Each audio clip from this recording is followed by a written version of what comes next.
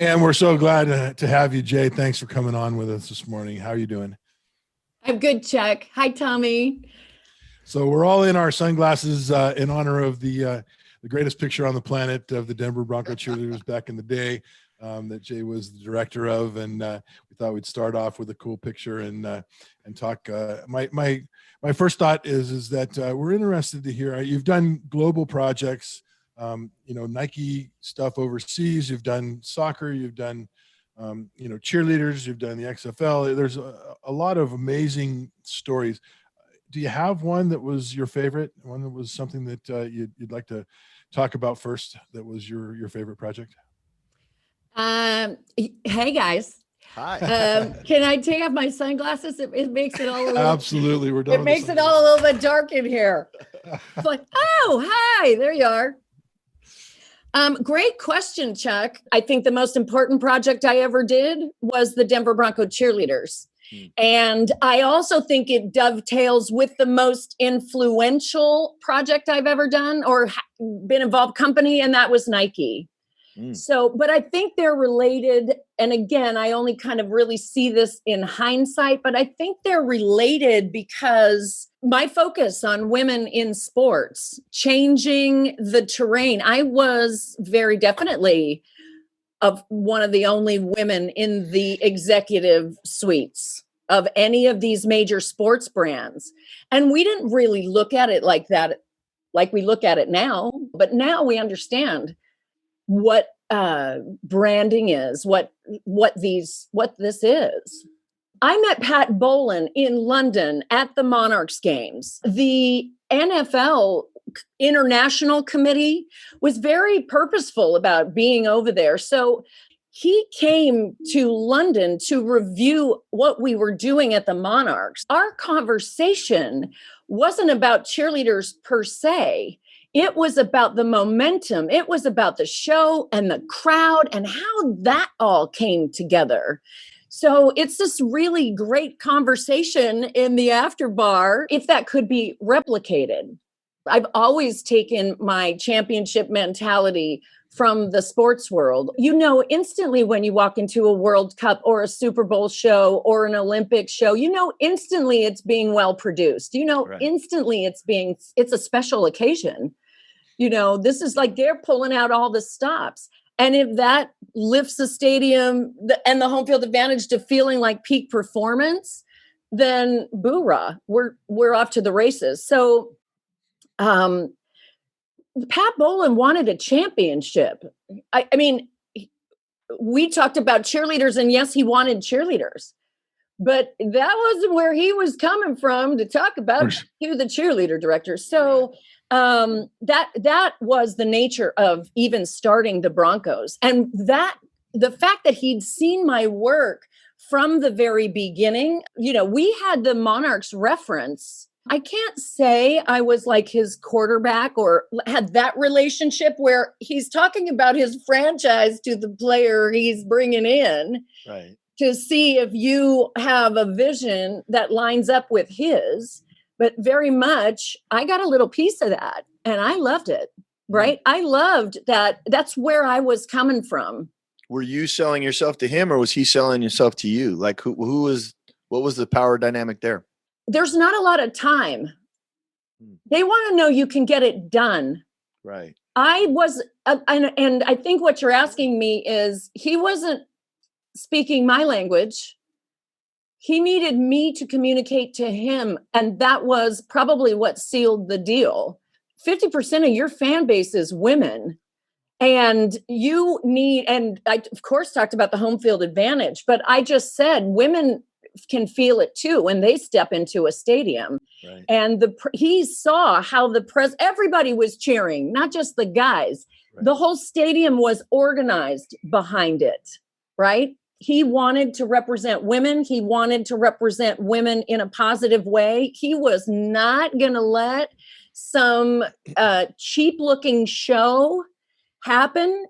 NFL football games are these gigantic multimedia stadium events. Right. The bigger the concert, the bigger the artist. Like the Rolling Stones don't come in and just plug in their guitars. That is just not, It sights, it sounds, it is a very highly competitive environment, and you've got to go big. And to give that home field advantage an edge to win a championship, the look and the feel, the rebrand, the newness of cheerleaders, and a new sound system, and new, it costs money. We always talk about the details on the football side. What are the details? What do you do with your first step? What do you do with your hands? What do you do? And for you, I think the takeaway for the public is there was a version of cheerleaders that were titillating and sexualized and all this other stuff. And then that wasn't the pitch you were making. And to be able to like distinguish that, no, these people are this is a huge upgrade. These are people that are on par with the rest of the organization. These aren't, pinup girls. And I think that making that little small distinction, you created an icon. I mean, the chaps and the things that you guys did is the next level of cheerleading. And did you know that was happening, or just something that felt right to you? Is it something that only a woman producer could bring to the table? Did Pat Bolin need convincing? Well, it's such a great important question to every single coach as to what are the details that you are practicing. Championships are won in practice. What Pat Bolin did was he didn't micromanage him. Don't we all love this boss that we signed off at this high level? I've seen you in London. I've seen you do it. Go do what you do. I'll leave the details of that to you. Yeah.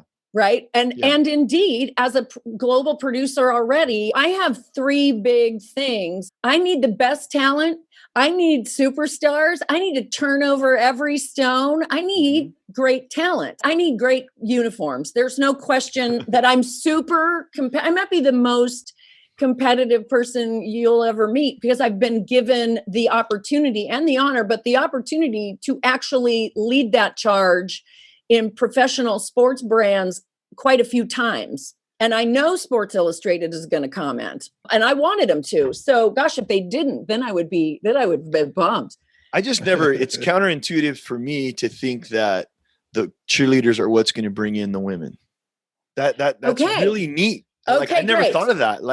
When I think of the Dallas Cowboy cheerleaders, I think that's what brought the fellas in, and we were all slobbering with our tongues hanging out and all that stuff. And whoa, all right, and for you to flip that on its ear and say, no, these women are going to be symbols of empowerment for the women, for the ladies in the audience. I think that's a spectacular, lens to look through. I don't know. I never. Well, so let me just say the uniforms, they were developed and produced and created to make all women go, I'd want to wear that. That's nice. That's the proof. And that fast, Denver, when the Broncos cheerleaders came out of that tunnel the first time in the chaps, Denver fell in love. And my goal is always for the women to go, okay, I would never do that stuff, but if I ever did it for one day, I'd want to be them. Right. I'd want to do that. That absolutely had to be a pivotal point. The chaps are such an iconic thing.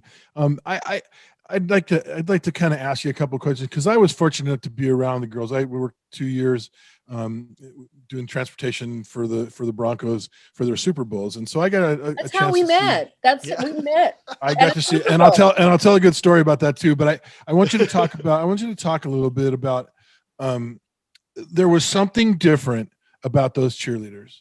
There was a class. There was a little bit of an air about them, that they were professionals, but they were just cool girls, women that had seemed to have a lot more going for them than cheerleading, and that there was this kind of cool Denver thing that my brother played in the league for 14 years. I've seen a lot of cheerleaders. I've been in a lot of rooms, and I know the difference. And I really believe that there was something special about the way that those girls carried themselves that had to be a part of your regimen and how you taught. I put my emphasis on public speaking. Right. You can have the coolest, badass outfits on in the whole cheerleading outfits on in the whole world. And you can have the most high performance routines in the world, but nothing changes until you open your mouth and speak. Nice. Period. When I started the Denver Bronco Cheerleaders, I want you to know we did this on like 6 weeks notice. Mhm.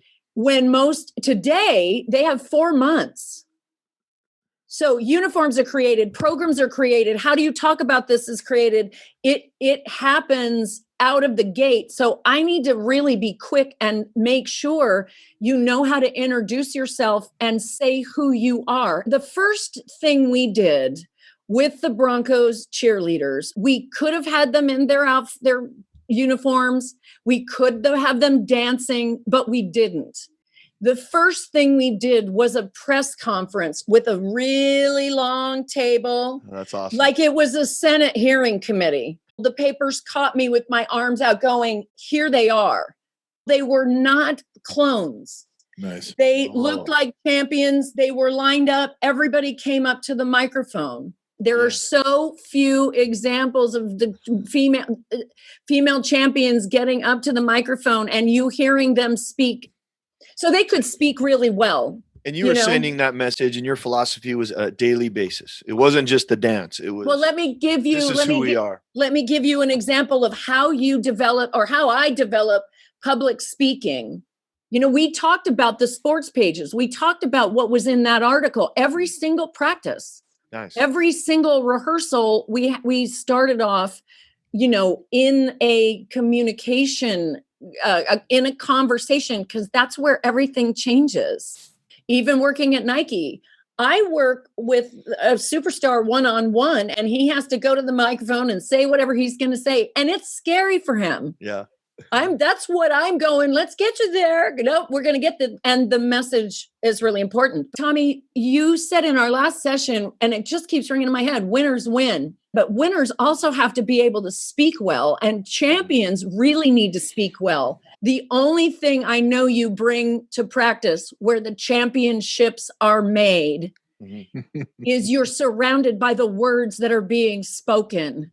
Right. It's the message. So the reason the Broncos cheerleaders is the most important project. I was there for 2 seasons. It's not because I maintained it. The program as called out to create a peak performance environment for women to come in and stand and get better, it proved itself to be true. The satisfaction of calling out a program that then it wasn't your precious baby. That's where it ties together with Nike for me, because the message of just do it and the workable parts of a sports message. This was a sports message in Denver. It is true for this day. It has evolved over time. The internet wasn't invented when we invented those uniforms, but they still get more clicks than anything. And the Broncos cheerleaders are more covered than any other cheerleaders in the league.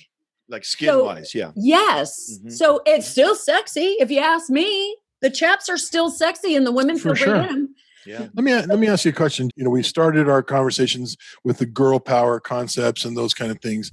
And when you're talking about girl power, desexualizing and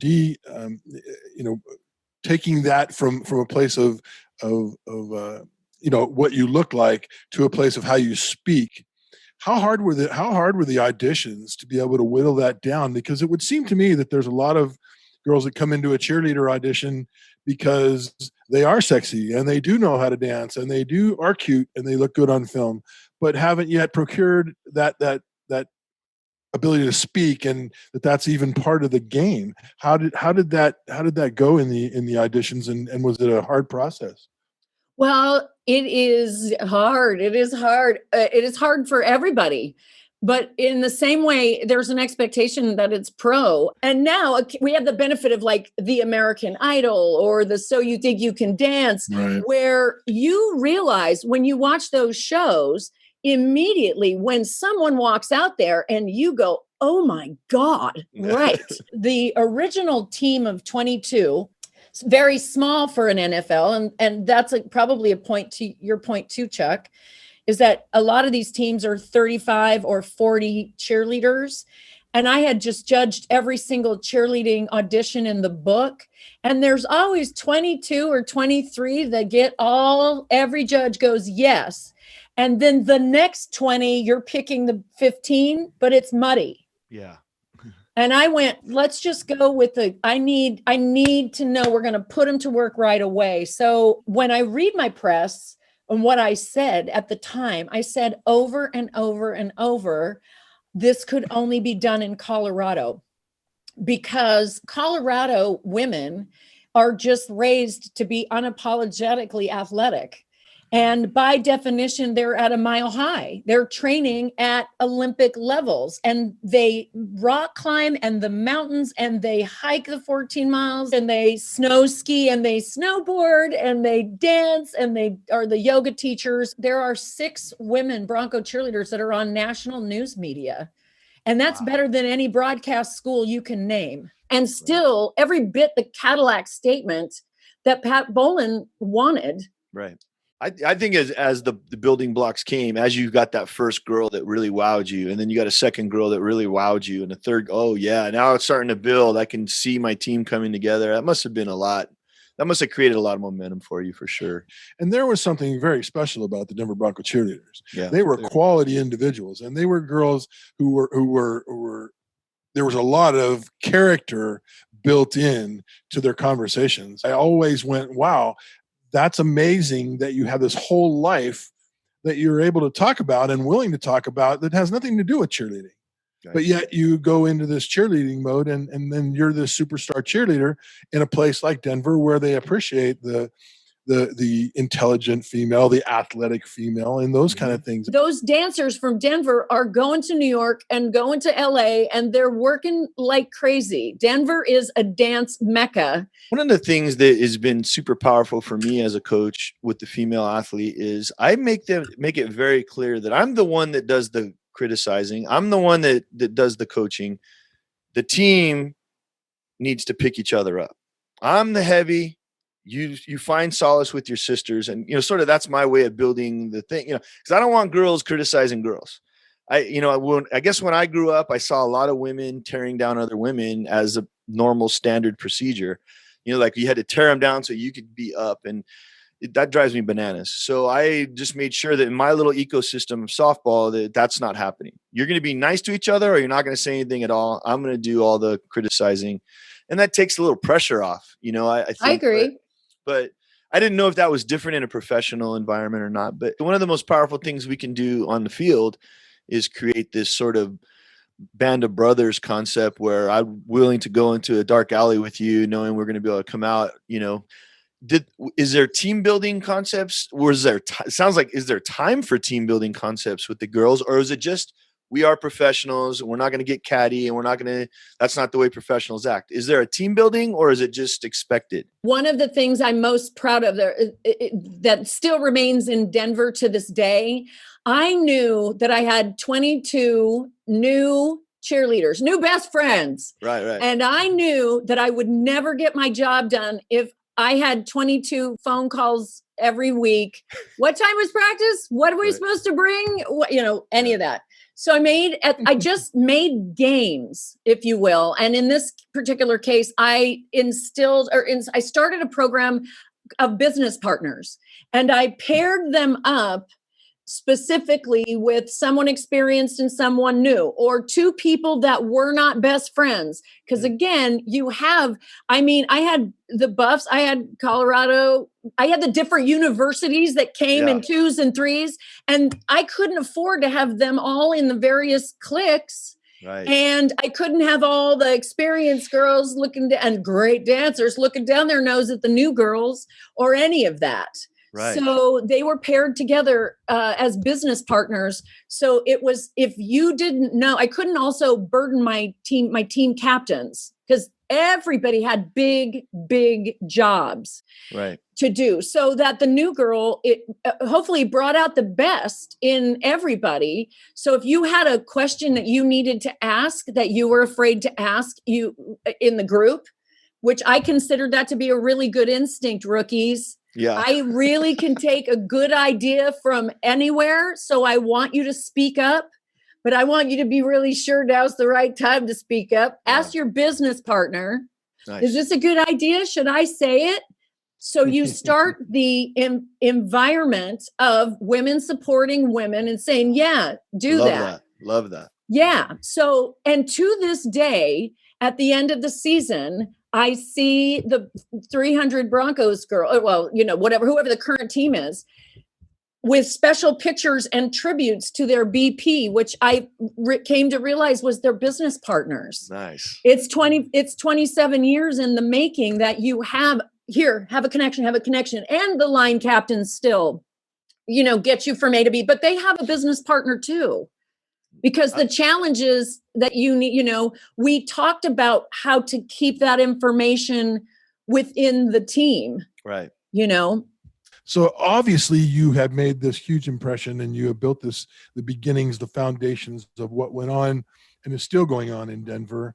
You were given 2 Super Bowl rings. You were honored in ways that I think give credence to the fact that you were appreciated.